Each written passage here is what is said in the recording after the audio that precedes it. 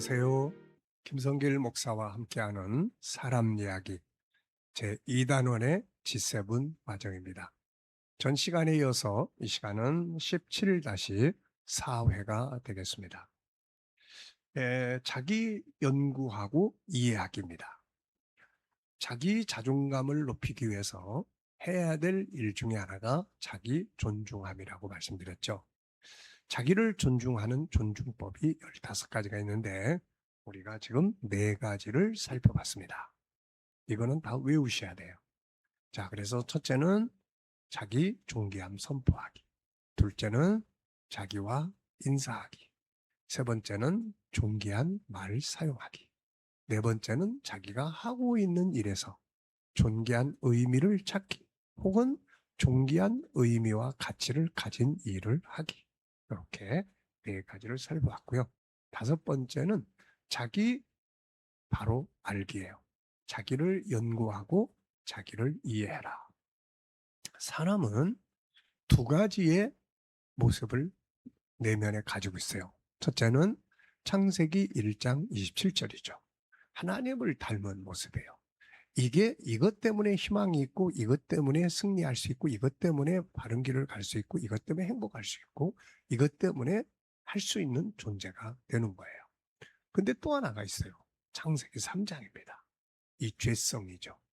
이것 때문에 무너지고 이것 때문에 실수하고 이것 때문에 불행해지고 이것 때문에 무능력해지고 이것 때문에 죄를 짓고 이것 때문에 잘못하고 그러는 거예요. 자, 그래서 이 2개가 내 안에서 항상 움직이고 있습니다.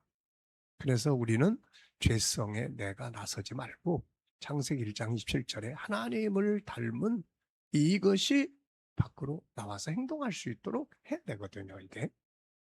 그리고 창세기 3장이 나를 끌고 가면 실수도 많이 하고 죄도 많이 짓고 이렇게 됩니다. 근데 이때의 문제가 뭐냐면 자꾸 정죄하고 자기를 학대하고 무시하고 짓밟고 포기하는 거예요, 이게.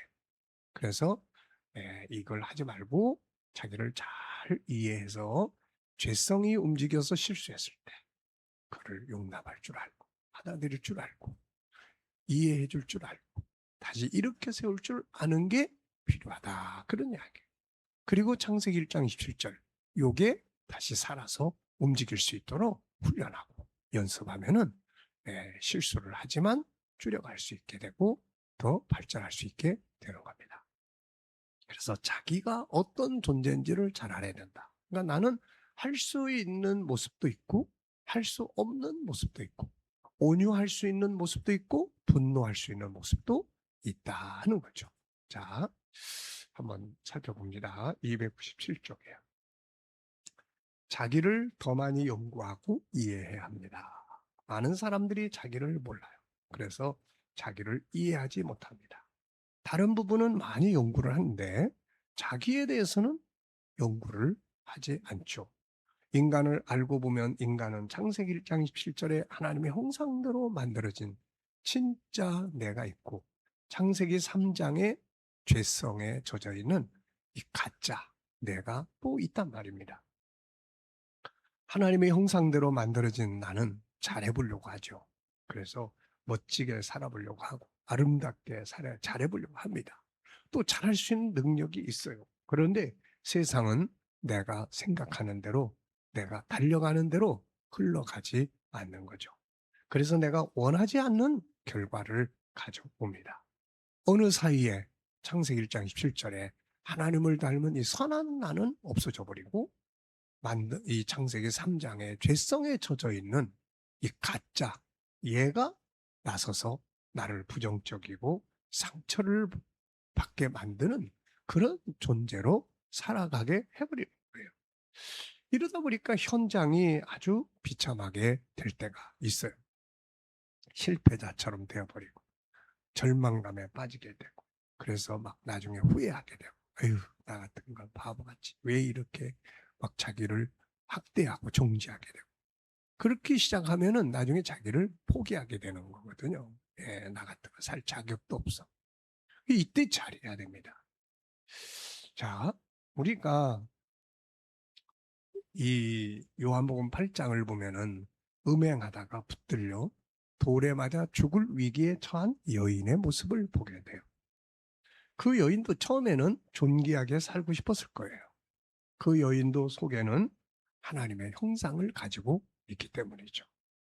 멋진 남편을 만나서 아름답고 훌륭한 가정을 이루고 행복하고 성공적인 인생을 살고 싶었을 겁니다.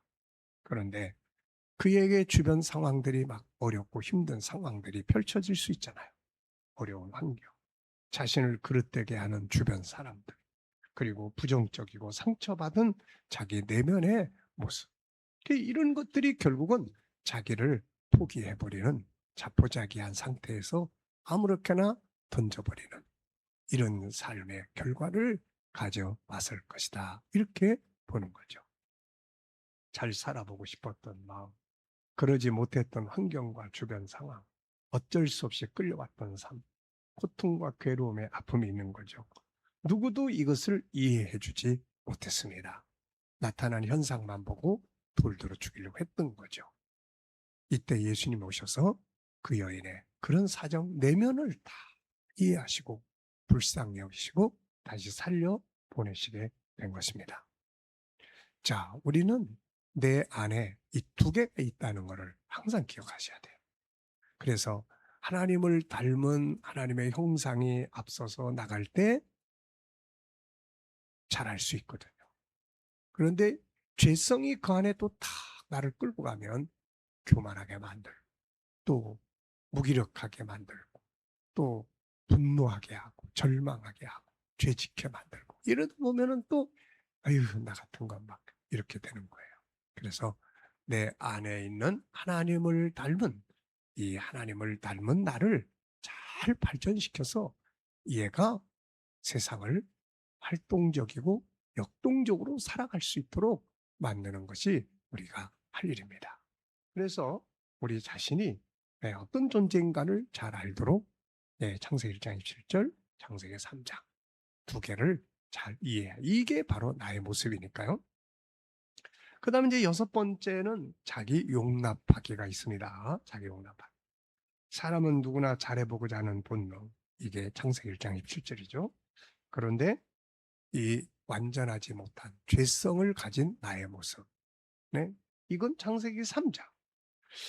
하나님이 처음에 만들으신 나는 완전한 나입니다. 그러기에 완전하게 최상으로 잘해보고 싶은 본능이 나타나죠.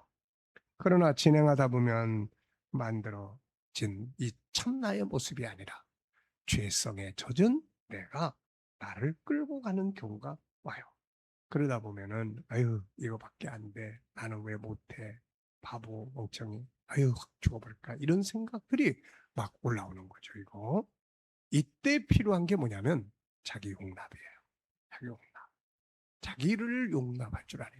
세상이 다 나를 버려도 나는 나를 버리지 않고 나는 나를 용납할 수 있어야 한다는 겁니다. 예. 그래서 이 잘못하는 나를 품에 다 안아주고 괜찮아. 그럴 수 있어. 예수님은 용납해 주시는 거예요. 마귀라는 말의 뜻은 정죄입니다. 자기를 정죄하는 거예요. 너는 바보같이 그것도 못하고 네가 뭐야? 네가 뭐 자격이 있어? 그러면서 막 정죄하는 거예요. 그래서 이 정죄하는 목소리는 사실 알고 보면 마귀 사탄의 목소리예요. 예수님은 받아들이세요. 괜찮아. 그럴 수 있어. 다시 일어나. 넌 할 수 있어. 내가 도와줄게. 예수님이 이러시는 거예요. 그러니까 우리가 바로 그런 자세로 자기 자신을 용납할 수 있어야 돼요. 자기를 용납할 때 다른 사람을 용납할 수도 있거든요. 그래서 오히려 괜찮아. 걱정하지 마. 그럴 수도 있어. 하나님을 닮은 이게 다시 살아나면 넌 또 잘할 수 있어. 다시 한번 해보자. 그러면서 다시 자기를 끌어안고 용납해줘. 세상이 다 나를 버려도 나는 나를 버리면 안 된다. 세상이 나를 포기해도 나는 나를 포기하면 안 된다 하는 것을 우리가 기억해야 되겠습니다. 자, 이 시간은 두 가지 이야기했어요. 하나는 나를 잘 이해해야 된다. 창세기 1장 27절의 나. 창세기 3장의 나.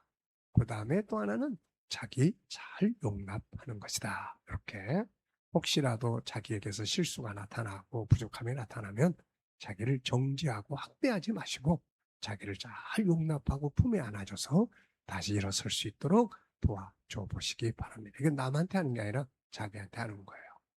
자, 이 시간 여기까지 하고 마치겠습니다. 감사합니다.